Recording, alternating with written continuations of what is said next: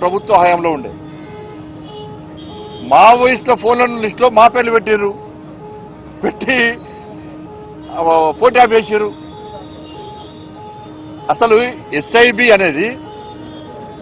అనేది మావోయిస్టుల కార్యకలాపాలను ఎప్పటికప్పుడు తెలుసుకోవడము, వాళ్ళని కంట్రోల్ చేయడము, వాళ్ళ పట్ల కఠినంగా వ్యవహరించాలంటే ఎస్ఐబి ఉండాలి. కాబట్టి ఒక సపరేట్ ఇన్వెస్టిగేషన్ బ్రాంచ్ పెట్టి మావోయిస్టు టెర్రరిస్టు కార్యకలాపాలను అదుపు చేయడానికి మాత్రమే ఇది అవసరం. దాన్ని పెట్టుకొని వీళ్ళు ఏది వరదటి ఫోన్ ట్యాప్ చేయడమే. వేలాది ఫోన్లు, ఆ లిస్ట్ చూస్తే నేను ఆశ్చర్యపోయినా.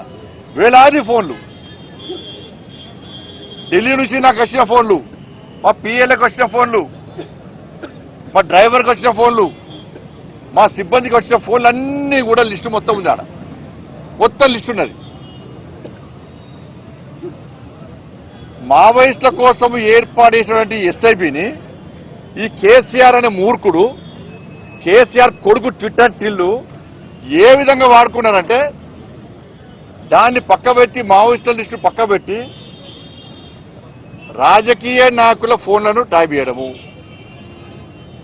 వాళ్ళ సొంత, నేను అందుకే సిట్టర్ గారు చెప్పిన, మీరు మమ్మల్నే కాదు బీఆర్ఎస్ పార్టీకి సంబంధించి మంత్రుల ఫోన్ కూడా ట్యాప్ చేసే లిస్ట్ ఉన్నది. బీఆర్ఎస్ సంబంధించి ఎమ్మెల్యేల ఫోన్ కూడా ట్యాప్ చేసిర్రు. కేసీఆర్ బిడ్డది కేసీఆర్ అది కూడా ట్యాప్ చేసిర్రు. వాళ్ళని కూడా విచారణ పిలవాలని చెప్పిన, వాళ్ళని కూడా విచారణ పిలవాలి.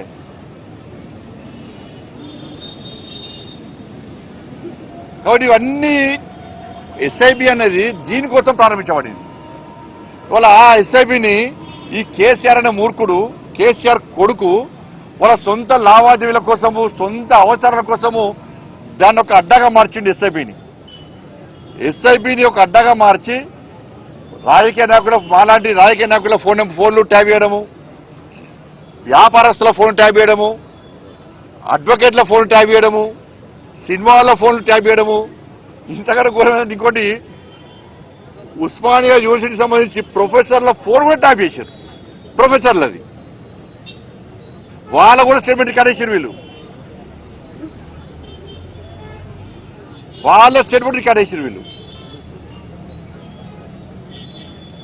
నేను గ్రూప్ 1 ఎగ్జామ్ సంబంధించి పేపర్ లీకేజ్ సంబంధించి ఫైట్ చేస్తుంటే ఆ రోజు అరెస్ట్ చేశాను. నేను ముందుగానే పోలీసులు మా ఇంటికి వచ్చి నువ్వు పోతున్నావు చెప్పని, నీకెట్లా చేస్తుంటే సమాధానం లేదు. ఇక ఇంతకంటే ఘోరం ఇంకో అసలు విషయం ఏంటంటే, ఇక